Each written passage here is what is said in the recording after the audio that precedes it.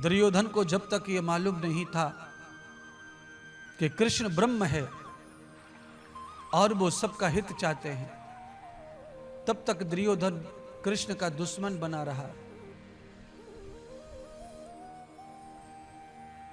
पर दुर्योधन की जब मृत्यु आई, जब उसके पास में समय न रहा पश्चाताप करने का, तब भगवान कृष्ण का स्वरूप उसे समझ में आया। अब समझ में आने से क्या लाभ, समय तो हाथ से चला गया। इसीलिए कथा आवश्यक है, सत्संग आवश्यक है आप सब लोगों के लिए। क्यों? थोड़ा थोड़ा दुर्योधन सबके पेट में बैठा हुआ है। आप कथा में आए हैं, बैठे हैं, इसकी वजह से मैं आपको सर्टिफिकेट दे दूं कि आप बहुत भले इंसान हैं, तो ये सर्टिफिकेट तो गलत होगा।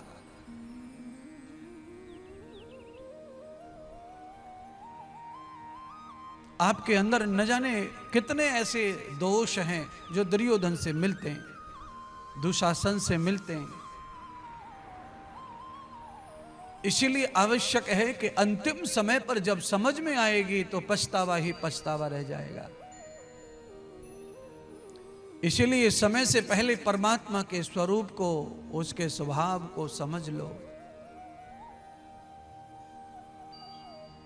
दुर्योधन को सद्गति नहीं मिली, और दुर्योधन को सद्गति नहीं मिली इसका कारण है कि वो दुर्योधन बार बार भगवान से मिला पर भगवान को समझ नहीं पाया। इसलिए उसके विकास में, उसके कल्याण में रुकावट आई।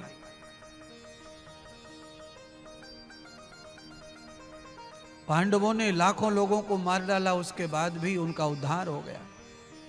क्यों? भगवान के स्वरूप को पांडव पूर्व से ही जानते थे, और इसीलिए वो उसकी ही शरण में संपन्न हो गए। कुछ मिले न मिले कोई फर्क नहीं पड़ता, हमें तो केवल कृष्ण चाहिए, केशव चाहिए। अरे अर्जुन, तू मूर्ख है, सारी सेना तो दुर्योधन ले गया, अब तेरे पास में मेरे लिए कुछ नहीं है, और तेरे को देने के लिए मेरे पास कुछ नहीं है। अर्जुन कहता है, प्रभु मुझे आपसे कुछ चाहिए ही नहीं, मुझे तो सिर्फ आप चाहिए, मुझे कोई पदार्थ नहीं चाहिए, वस्तु नहीं चाहिए।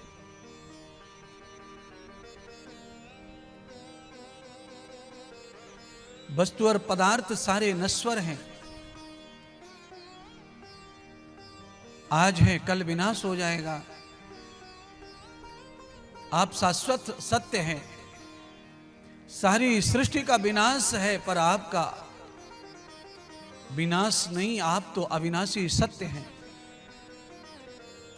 इसलिए जिसके साथ अविनाशी परमात्मा है, उसका दुर्योधन क्या, दुशासन क्या, 18 अक्षौणी सेना भी कुछ नहीं कर पाएगी। इसलिए हे केशव, आप हमारे प्रभु, हम आपके दास।